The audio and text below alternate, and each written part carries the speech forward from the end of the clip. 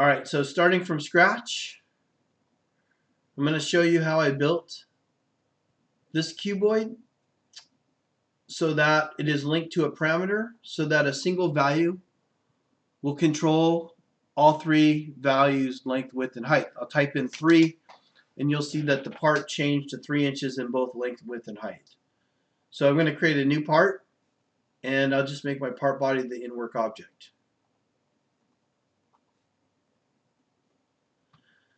On my screen, I'm going to have to go to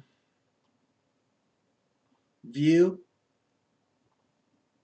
and turn these on. If anybody knows how to get this to come on automatically, that would be great.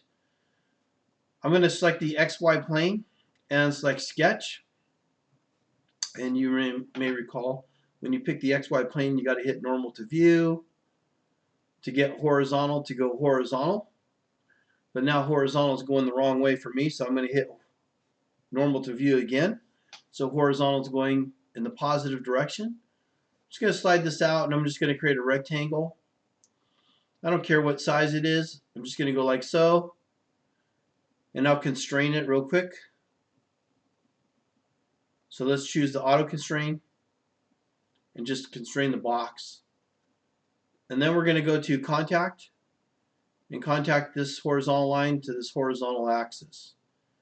Contact this vertical line to the vertical axis. I just want to ensure that this part is a closed and constrained profile. So it is fully constrained and it is a closed profile. I'll exit out and I'll create a pad.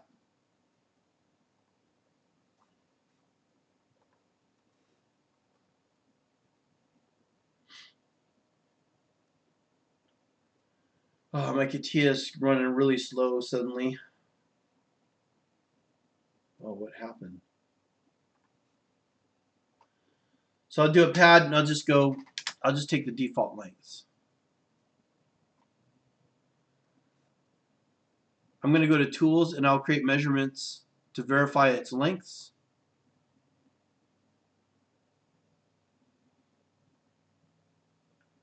So currently that's 5.5.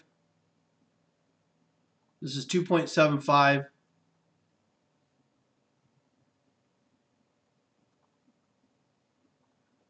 This is, I think, 10 millimeters. So 0.7874. Select OK to that. So I'm going to create the measurements. So old school way is I would double click on this, change this to 3, go into my sketch,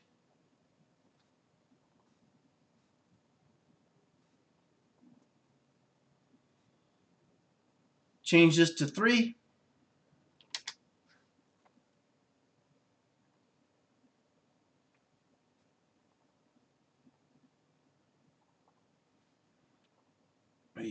yay.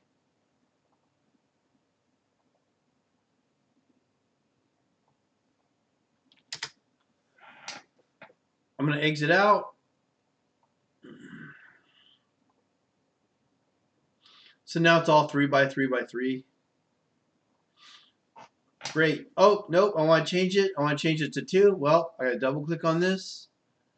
I could double click it here. Change that to 2.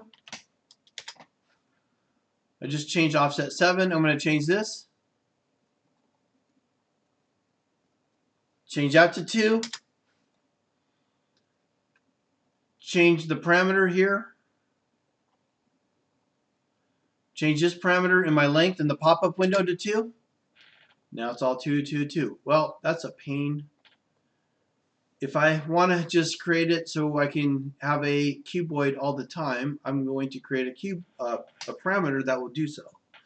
So when you go to FX, you can create a parameter, and the parameter type I want is length. The default might be real. So if this is at real, what you want to do is click on this in the white input field so you can find length and double click length so you can work with length. I want to do length as a single value. So make sure you're at length and a single value. And what you're going to do is hit new parameter, and it creates a new parameter. It's called length 1. I'm going to call it length, cuboid length, and no spaces. I'm going to use an underscore. You cannot have any spaces in this name, okay? Currently, if I link it to 0, it's going to really confuse the computer. So just for kicks, I'm going to change that to 10. I'll select OK. And I have created a length, and in my parameters, the cuboid is set to 10 inches. So now I have that.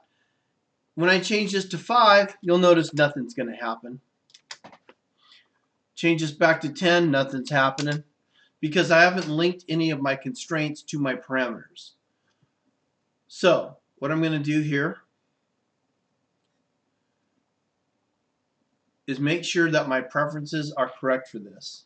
Got to see if I can remember what they were. We just went over this. I've already forgotten.